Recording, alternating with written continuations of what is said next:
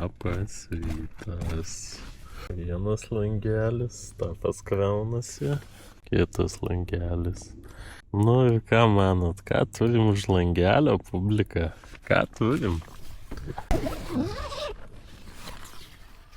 Už langieco, už langą virvių kažkokių turim. Obum galva. Ir sodelį turim. Tokį. Ūkininkai čia laksto tik tai aplinkui, čia laistymo sistemos sujungtos, visur eina, visur laistymas, kiekvieno medelio atskirai palaistymas. Aš manau, kad reikia nešdintis iš čia. Čia ūkininkai važinėja, tiek to bandysim išvengti interakšino. Gal pavyks, gal nepavyks pagal situaciją. Rytelis prasideda, judam tolyn link Šiaurės Makedonijos. Judam link Medžitilijos pasienio miestelio esančio Makedonijoje. Iki šito miestelio yra 123 km likę. Išjungsim laikroduką. Pykšt. Ir rytoj arba poryt jau būsim Makedonijoje. Oras lyg neblogas, pasivažiuojame tokiu kelioku.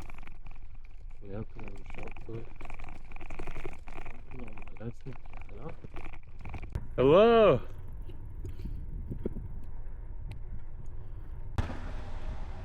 Čia cemento kažkokio darykla, gal linčių kažkokio pieso. Kaip čia per pukelį pravažiavo fūrą pilną šitų pukų padavė. Čia tiek kur augo. Opa, vėl pūkinasi. Važiavom į Pšenicą miestelį. Išklausim kur kavos atsigert. O, matau lauko rozetės yra viskas.